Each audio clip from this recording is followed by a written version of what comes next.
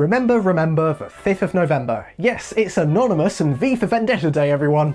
But why him? Who the Fawkes is this guy? And why do we care about him? In 1605, he single-handedly tried and failed to blow up Parliament. Except you know he didn't, and here's the real story. The year's 1604, and there's a guy who really doesn't like the king. His name's Robert Catesby. Catesby was a Roman Catholic, and to put it rather delicately, they'd not really been treated very well by the Protestants. Now, that's one massive oversimplification, but suffice it to say, even if you're a rich and well-connected member of the English gentry, like Catesby, you'd still run into a lot of problems for being a Catholic. England, of course, had broken away from the Catholic Church in the 16th century, starting with the separation of the churches under Henry VIII, and becoming actually Protestant during the reigns of Edward VI and Elizabeth I, give or take a few years where that Bloody Mary was in charge. And of course, how do you enforce the beliefs that you hold in the medieval period? Well, it's pretty easy, isn't it? Just punish the opposition for merely existing. So the Catholic population of England found themselves the biggest enemy and the most hated minority of the time. I should clarify that at this time all the usual targets were still banned from entering the country. Catesby was quite a big supporter of the underground Catholic cause, funding Jesuit priests out of his own pockets and giving financial and actual real-world assistance to other rebellions before the Gunpowder Plot. But they're not as famous or as interesting.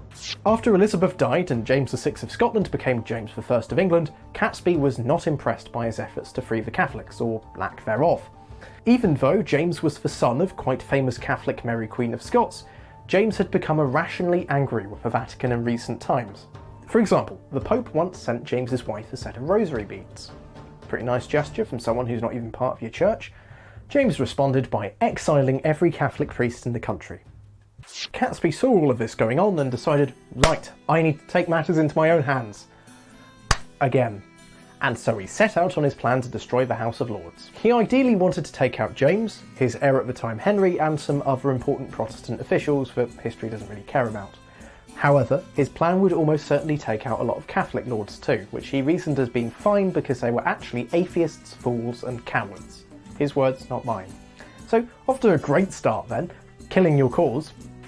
After telling his cousin and getting him on board, he needed more recruits. So over the next few months he recruited a few dozen members, all knowing increasingly less about the plot, into the fold. He also hired this rather unknown guy from York fighting for the Spanish in the Netherlands who specialised in gunpowder, a Guido Fawkes. Who's he? That's sort of important. He was deliberately no one. They wanted someone part of the gang who didn't really have any connection to anything. No one really had any opinion about him, which made him the perfect guy to be part of the plan. Somehow they were going to get into the House of Lords and blow them all away.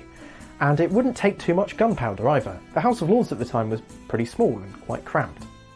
Everything was sort of going to plan, and by the time Parliament would reopen in February, they'd have figured out how to do it too.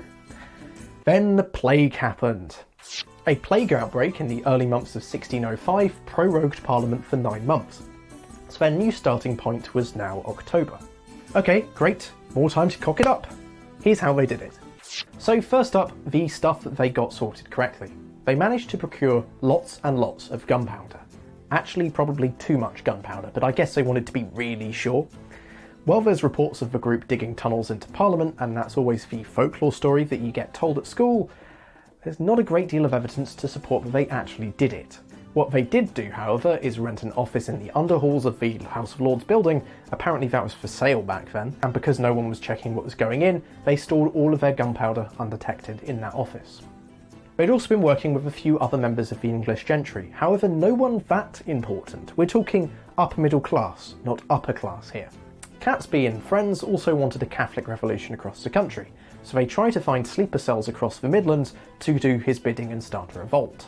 These little groups were instructed to rise up the second they heard that the king had fallen. Okay, so far so guerrilla. How did they screw this up? Well, for someone chastising others as a fool and a coward, it might not be the wisest idea to repeatedly hint at your ideas in confessionals and then run away suspiciously when your name gets bandied about when it all goes tits up. Just a thought.